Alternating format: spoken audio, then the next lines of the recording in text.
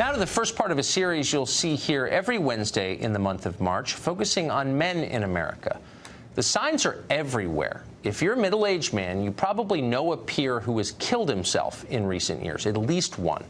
If you're a parent, you may have noticed that your daughter's friends seem a little more on the ball than your son's. They get better grades, they smoke much less marijuana, they spend less time playing video games, they go to more prestigious colleges. If you're an employer, you may have noticed that your female employees show up on time. The young men often don't. And of course, if you live in this country, you've just seen a horrifying series of mass shootings, far more than we've ever had. Women didn't do that. In every case, the shooter was a man. Something ominous is happening to men in America. Everyone who pays attention knows that. What's odd is how rarely you hear it publicly acknowledged. Our leaders pledge to create more opportunities for women and girls, whom they imply are failing. Men don't need help. They're the patriarchy. They're fine, more than fine. But are they fine? Here are the numbers. Start with the most basic, life and death. The average American man will die 5 years before the average American woman. One of the reasons for this is addiction. Men are more than twice as likely as women to become alcoholics. They're also twice as likely to die of a drug OD. In New Hampshire, one of the states hardest hit by the opioid crisis, 73% of overdose deaths were men. But the saddest reason for shortened lifespans is suicide. 77% of all suicides in America are committed by men. The overall rate is increasing at a dramatic pace.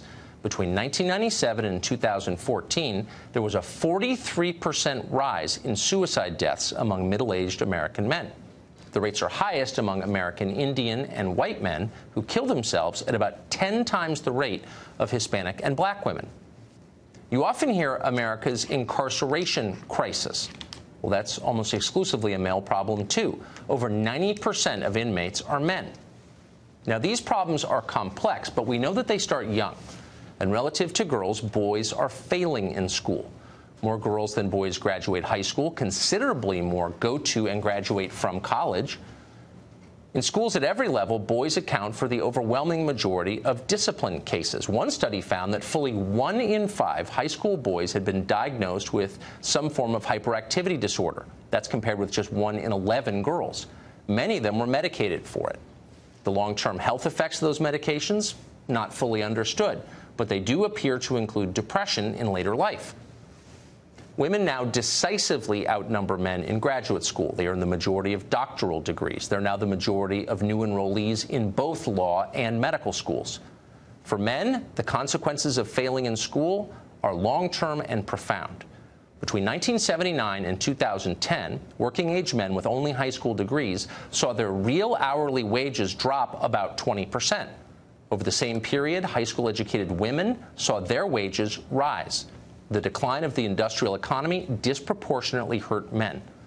There are now 7 million working-age men in America who don't work. They've dropped out of the labor force. Nearly half of them take pain medication on any given day. That is the highest rate in the world by far. Far fewer young men get married than did just a few decades ago, and fewer stay married. About 1 in 5 American children live now only with their mothers. That's double the rate of 1970. Millions more boys growing up without fathers. Young adult men are now more likely to live with a parent than they are to live with a spouse or a partner. That is not the case for young women. Single women buy their own homes at more than twice the rate of single men. More women than men now have driver's licenses.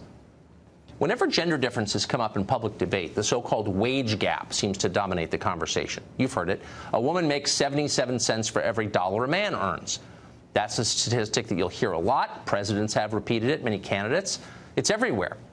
And yet that number compares all American men to all American women across all professions. No legitimate social scientist would consider that a valid or meaningful measure. The number doesn't mean anything. It's intentionally misleading. It's a talking point.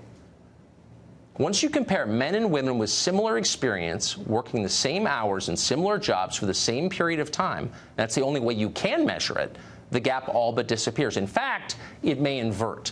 One study using census data found that single women in their 20s living in metropolitan areas now earn 8% more on average than their male counterparts. By the way, the majority of managers in the workplace are now women. Women on average are scoring higher on IQ tests than men are. Even physically, men are falling behind. A recent study found that almost half of young men failed the Army's entry-level physical fitness exam during basic training. Fully 70% of American men are now overweight or obese. That's compared to 59% of American women.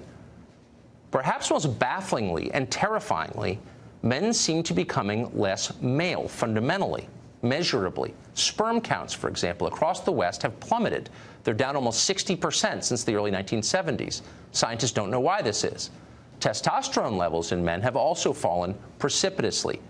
One study found that average levels of male testosterone dropped by 1% every year after 1987, and it's not related to age. In other words, the average 40-year-old man in 2017 would have testosterone levels 30% lower than the average 40-year-old man in 1987. There is no upside to this trend. Lower testosterone levels in men are associated with depression, lethargy, weight gain, decreased cognitive ability. Nothing like this has ever happened to a population this big. So you'd think we'd want to know exactly why. What's going on? How do we fix it?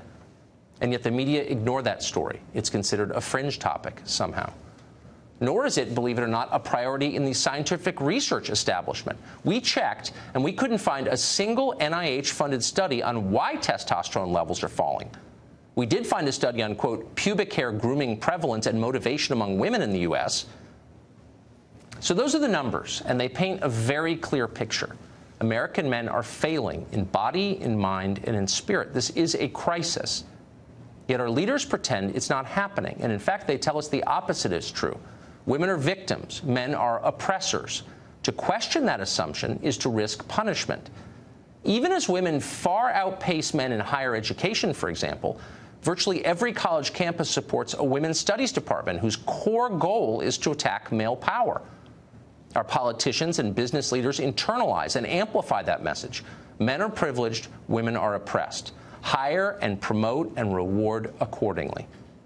Now, that would be fine if it were true, but it's not true. At best, it's an outdated view of an America that no longer exists. At worst, it's a pernicious lie. Either way, ignoring the decline of men does not help anyone. Men and women need each other. One cannot exist without the other. That is elemental biology. It's also the reality that each one of us has lived with our parents and siblings and friends. When men fail, all of us suffer. How did this happen? How can we fix it? We hope that this series, each Wednesday this month, answers those questions.